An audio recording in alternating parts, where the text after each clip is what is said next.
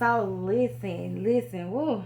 Okay, so I got a confession to make, right? So during the course of me doing this, let me give you Bible series, right? I was like, God, I appreciate what you giving me, to give, and I'm so grateful that, like I said, you use me because I tell you to use me each and every day to be a vessel to your peoples and everything. But God, it just seemed like God, these messages that you've been giving me lately to give, like we done been down this road before. Other people done been speaking on these things, not like how you've of course had me bring them to the table or nothing, but just the concept in general. Like, God, people know what David did. They know about Job. They know about Joseph. They know about Adam. They know about Eve. They da da da da. And I love the relationship that I have with God, because you gotta understand, He loves it when you're honest with Him. He loves it when you able to keep it real with Him. He loves when you angry sometimes and you gotta go to Him and pout or whatever, or you feeling frustrated, And so I didn't get anything when I said this to Him, on yesterday. I didn't get anything, but He decided today He was gonna answer me, like, bam, with it, right? So here we are with this message today, y'all.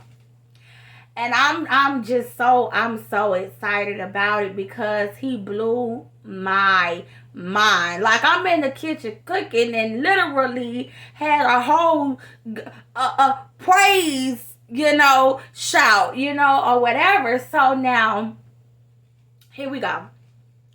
Anytime you are in the presence of God, you can almost certainly bet your bottom dollar that Satan is somewhere in the cut, lurking, waiting for his moment to try to distract you, waiting for his moment to try to knock you up off your post, waiting for his moment to try to get in and get his 10 seconds of fame, waiting for his moment to be able to try to cause you to forget who you are and what you about, and whose you are, right?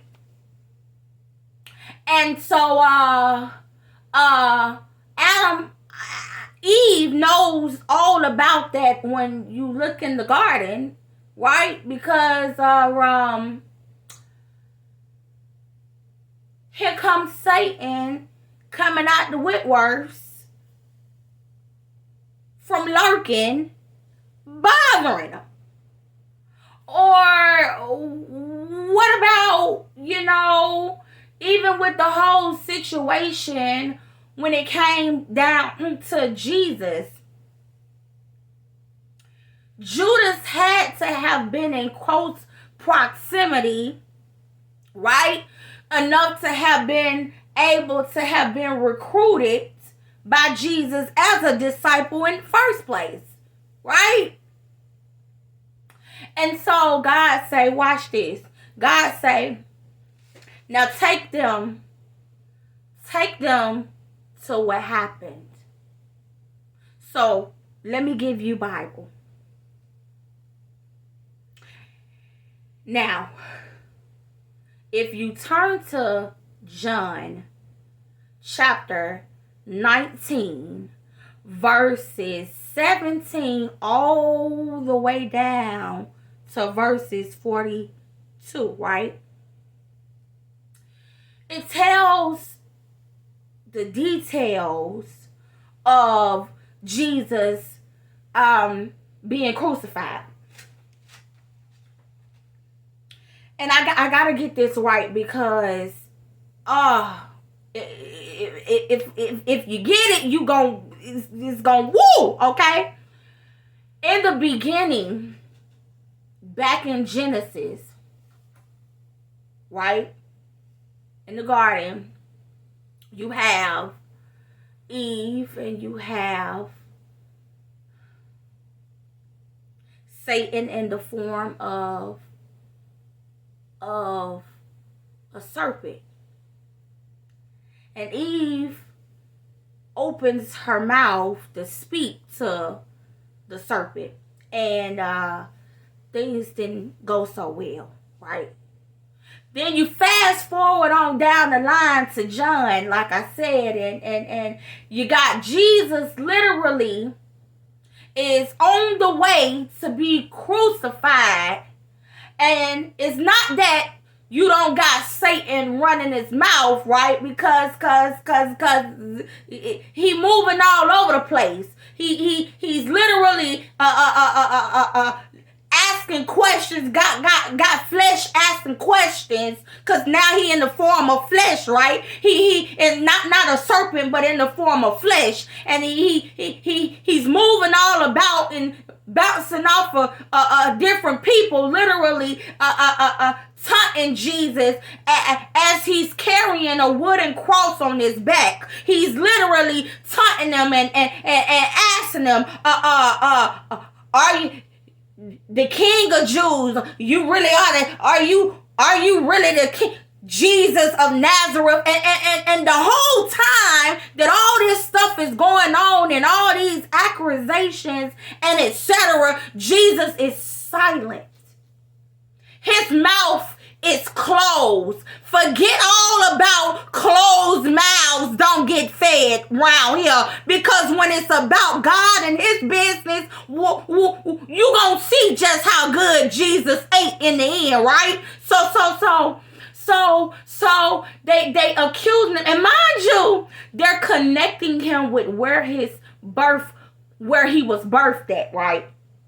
Jesus of Nazareth, and then had the audacity, right, to still call him a king. So how you go from trying to belittle me by naming where I come from, to all of a sudden giving me a royalty title at the same time, on my way to you crucifying me, to you trying to bring death upon me, right? And then we get to this place. We get to the place where Jesus is crucified, right? And don't miss this part. We get to the place where Jesus is getting ready to be crucified. Jesus says nothing, and then when he does open up his mouth, Jesus don't even speak to what is speaking to him. He don't even speak to the evil spirits that are speaking to him, which, by the way, are supposed to be the people that are supposed to be his spiritual family, right? That's why you gotta be careful sometimes, because the enemy he'll use anything. So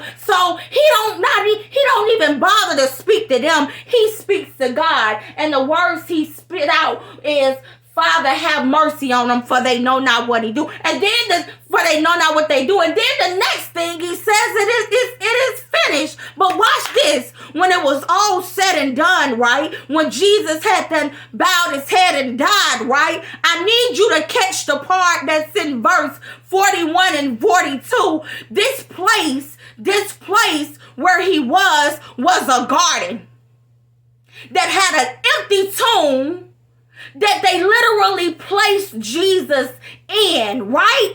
So now, God, I said, what? How you gonna sit our Savior that was to be resurrected and allow us to live again? How you gonna sit our Savior in the same place that Satan robbed us of death of, in a garden? Listen, it tripped me out. Closed mouths do get fed. As always, I love you all, and goodbye.